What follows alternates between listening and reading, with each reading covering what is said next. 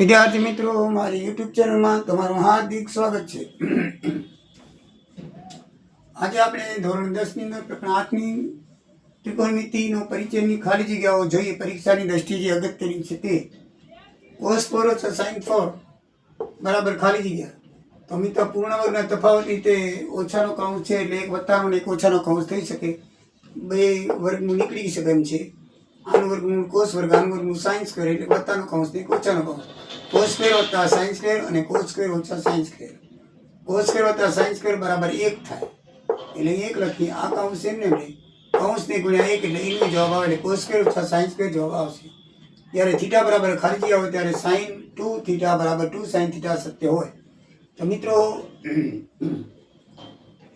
આ બંનેની કિંમત લઈ આવી હોય તો થીટાની જગ્યાએ 0 હોવું જોઈએ. થીટાની જગ્યાએ શું હોવું જોઈએ? 0, કારણ કે 0 ગુણી તો જ 2 બરાબર આવે. sin 2 ગુણ્યા 0 એટલે 0 અને 2 sin ગુણ્યા બરાબર 0 એટલે 0. એટલે થીટાની કિંમત 0 હોય ત્યારે આ સત્ય થાય. sec 4 ઓછા sec સ્ક્વેર બરાબર ખાલી જગ્યા.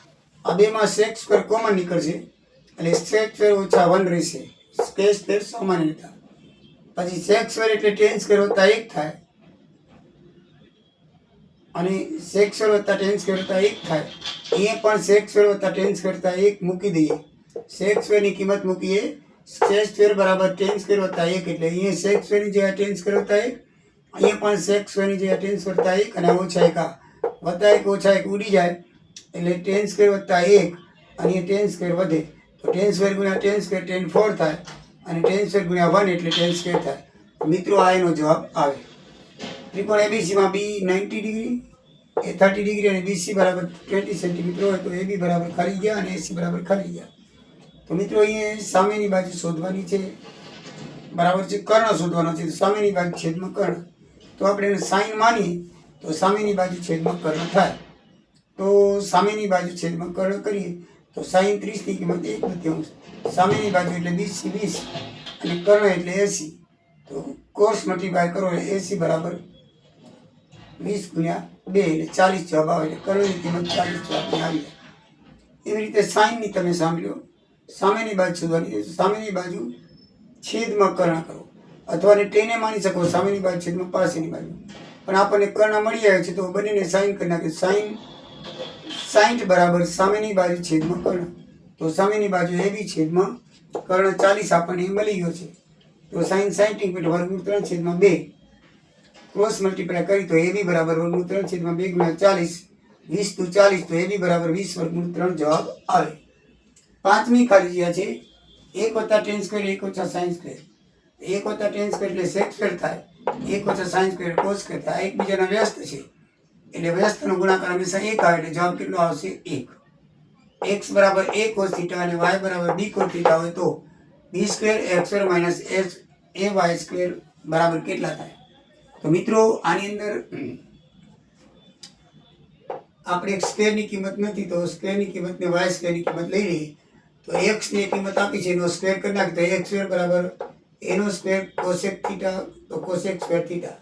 મીન્સ કે આપણે આનો સ્ક્વેર કરીએ તો y બરાબરનો પણ સ્ક્વેર કરીએ તો y સ્ક્વેર બરાબર b સ્ક્વેર cos સ્ક્વેર θ બરાબર. હવે આ જે સૂત્ર છે એ લખી લઈએ આપણે. b સ્ક્વેર x સ્ક્વેર ઓછા a સ્ક્વેર y સ્ક્વેર આપેલ છે. તેમાં આપણે x ને વર્ગ ને y વર્ગની કિંમત મૂકી દઈએ. આપણે x વર્ગની કિંમત આ મૂકશું, y વર્ગની કિંમત આ મૂકશું. તો b વર્ગ એટલે b વર્ગ, x વર્ગ એટલે a વર્ગ, cos સ્ક્વેર આ જે કિંમત આવી છે તે, અને a વર્ગ એટલે a વર્ગ અને y વર્ગની કિંમત આપણે જે આવી તે એ જે મૂકી દીધી. હવે શું કરવાનું? કૌંસનો ગુણાકાર કરીએ તો આખું પદ છે આને નાને ગુણાકાર કરી તો a વર્ગ b વર્ગ cos θ આવે અને a વર્ગ b વર્ગ cot θ આવે. આમાં a વર્ગ ને b વર્ગ કોમન નીકળે એમ છે. a વર્ગ b વર્ગ કોમન લઈ લઈએ તો cosec સ્ક્વેર ઓછા cot સ્ક્વેર થાય.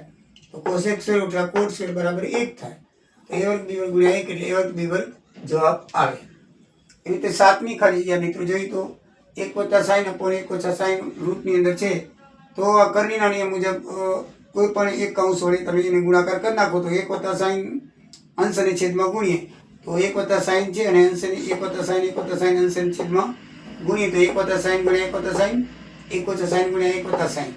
1 + sin 1 + sin કૌંસનો વર્ગ થાય અને 1 - sin 1 + sin 1 ઓછા સાઇન સ્ક્વેર થાય, વત્તા ઓછાનું કાઉન્ટ છે એટલે પૂર્ણાંકના તફાવત રીતે 1 માઇનસ સાઇન સ્ક્વેર થાય. તો 1 વત્તા સાઇન સ્ક્વેર અને 1 ઓછા સાઇન સ્ક્વેર આ તો એમને મળે છે ઉપરનું, અને 1 ઓછા sine square is equal to cos square થાય. અને 1 ઓછા સાઇન સ્ક્વેર શું બન્યું? Cos square. હવે રૂટ કાઢી નાખો તો બંનેના વર્ગ નીકળી જશે એટલે 1 વત્તા સાઇન અને કોસ આવશે. હવે આ કોમન છેદ કરી નાખો, 1 છેદમાં કોસ કરી નાખો, સાઇન છેદમાં કોસ કરી નાખો, 1 છેદમાં કોસ એટલે sec, સાઇન છેદમાં કોસ એટલે tan, sec વત્તા tan જવાબ આવશે. આઠમી ખાલી જગ્યા સાઇન આલ્ફા બરાબર 1/3, કોસ બીટા બરાબર 1/3, તો a વત્તા બીટા કેટલા થાય? આલ્ફા વત્તા બીટા કેટલા થાય? તો જો આલ્ફા 30 હોય તો સાઇન 30 બરાબર 1/3 થાય, અને બીટા 60 હોય તો જ કોસ બીટ બરાબર 1/3 થાય. આપણે કોઠાની કિંમત જોઈ લઈએ તો આ a વત્તા b બરાબર કેટલા થાય? 30 ને 60 બરાબર 90 થાય. કિંમત આપી દીધી છે. સાઇનની ક્યારે કિંમત 1/3 હોય? 30 હોય ત્યારે. કોસની ક્યારે કિંમત 1/3 હોય? તો 60 હોય ત્યારે. તો આલ્ફાની કિંમત 30 ને બીટાની કિંમત 30 હોય, 60 હોવી જોઈએ, તો 30 વત્તા 60 બરાબર 90. સાઇન બરાબર a upon b, તો કોસ થીટા બરાબર કેટલા? તો મિત્રો આ એક સાઇન નિત્યસમ છે. સાઇન સ્ક્વેર વત્તા કોસ સ્ક્વેર બરાબર 1 થાય, એ નિત્યસમ છે. તો આપણે આની અંદર સાઇનની કિંમત a વત્તા b, a upon b આપી છે, મૂકી દઈએ. કોસ સ્ક્વેર એવરેજ બરાબર 1, કાઉન્ટ છોડી નાખીએ. a વર્ગ b વર્ગ વત્તા કોસ સ્ક્વેર 1, તો a વર્ગ b વર્ગને આ બાજુ લઈ આવો તો કે કોસ સ્ક્વેર બરાબર a વર્ગ b વર્ગ માઇનસ થઈ જશે. પછી આનો લસા b સ્ક્વેર નાખે તો લસા b વર્ગ ગુણ્યા 1 એટલે b વર્ગ, અને અહીંયા તો કાંઈ ગુણાશે નહીં, a વર્ગ, અને અહીંયા કોસ વર્ગ છે. હવે આ જે વર્ગ છે આપણે તો કોસની કિંમત શોધવાની છે, તો એનો વર્ગ કાઢવો તો સામે રૂટ કરવું પડે, સામે વર્ગ કાઢવો પડે. તો આ રહેશે રૂટમાં, આનો વર્ગ નીકળશે એટલે આ b રહેશે. એટલે કોસ બરાબર રૂટની અંદર b square minus a square upon b, એનો જવાબ આવશે. sec સ્ક્વેર ઓછા tan સ્ક્વેર નિત્યસમ છે, એના બરાબર 1 જવાબ થાય. મિત્રો આ રીતે આપણી 10 ખાલી જગ્યા છે, પરીક્ષાની દ્રષ્ટિએ અગત્યની છે. મિત્રો તમારી પરીક્ષા નજીક છે તો ધ્યાનથી તમે એને બરાબર જોઈ લેજો. જય દ્વારિકાધીશ, જય શ્રી